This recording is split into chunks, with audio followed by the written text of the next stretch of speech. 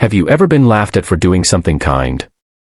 Have you ever tried to do good, only to be told it was pointless, until life proved otherwise? This is the story of a young girl with a basket of roses, a millionaire who mocked her, and a moment that changed both of their lives forever. Before we begin, make sure to subscribe to Kindness Action, hit the like button if you believe kindness can change the world, and share your thoughts in the comments. We love hearing your stories too. Now, let's dive into this heartwarming story. It was a bright afternoon in Dubai. The air shimmered with golden sunlight reflecting off glass towers, and the city hummed with energy. In a fancy restaurant near the marina, two wealthy businessmen sat at a table discussing a deal worth millions. Their laughter filled the air, echoing between the chandeliers. A few tables away, a young waitress named Leila adjusted her beige blouse and smoothed her black apron. She had been working there for 6 months, polite, quiet, always with a kind smile. But behind that smile was a struggle. Her mother was sick back home, and Leila was trying to save every dollar she could to pay for her treatment. That day, Leila carried a basket of roses, deep red and creamy white. She didn't buy them for herself. Every day after her shift, she would sell roses on the streets outside the restaurant to earn extra money. As she approached the businessmen's table to serve dessert, one of them, a man in a blue suit and red tie, noticed the basket.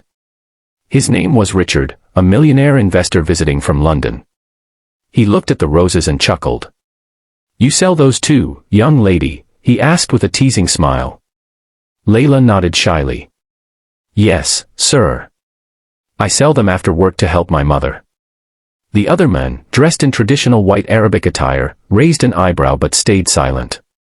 Richard laughed louder.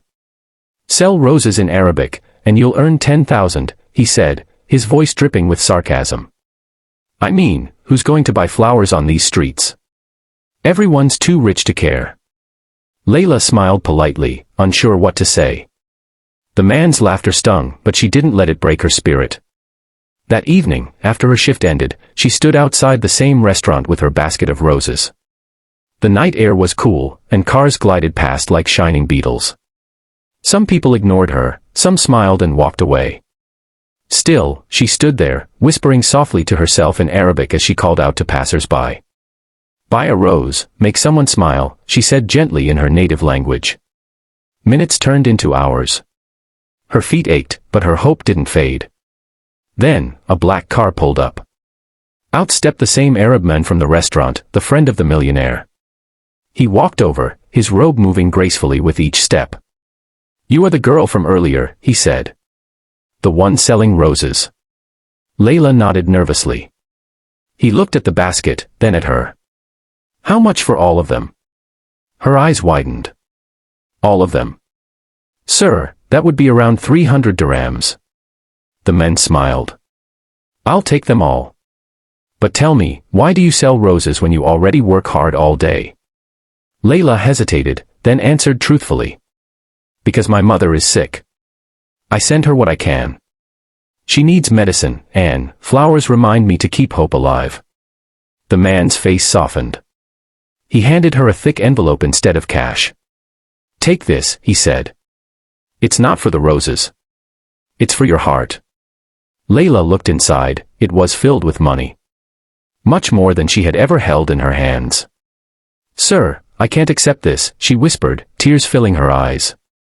"You must," he said gently. "Kindness deserves to be rewarded." The next morning, when Richard, the millionaire, arrived at the restaurant, he saw Leila sitting at a table, talking with his Arab friend. She looked radiant, her eyes bright with gratitude. "What's going on here?" Richard asked, confused. His friend smiled. "Remember when you laughed yesterday? When you said she'd earn 10,000 for selling roses in Arabic?" Richard frowned. "Yes, why?" His friend leaned back in his chair. "She earned more than that. And not just in money, in respect." Richard blinked. "Wait, you bought her flowers?" The man shook his head. "No. I invested in her kindness. The world doesn't move because of money, Richard. It moves because of hearts like hers." For the first time in a long while, the millionaire didn't know what to say. He felt something stir deep inside, a quiet shame, and a realization that he had forgotten what kindness felt like. Days passed. Leila sent the money home, and her mother's health improved. She continued to work at the restaurant, but word of her story spread. Customers began buying her roses not just for their beauty, but because of the heart behind them. Even Richard started stopping by more often, no longer to mock, but to help.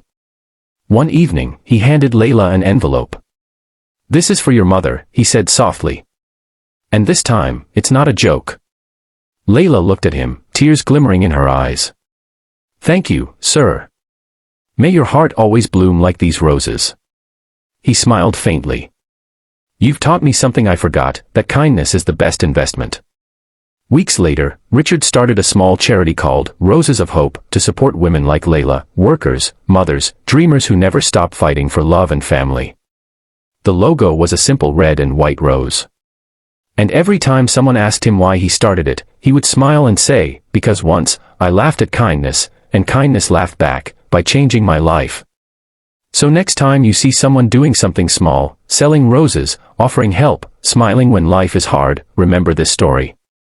Because the world changes not through big acts of wealth, but through simple acts of love. If you believe that kindness still matters, subscribe to Kindness Action, leave a like, and tell us in the comments, what's the kindest thing someone has ever done for you? And never forget, sometimes the smallest gesture, even a single rose, can make the world bloom again.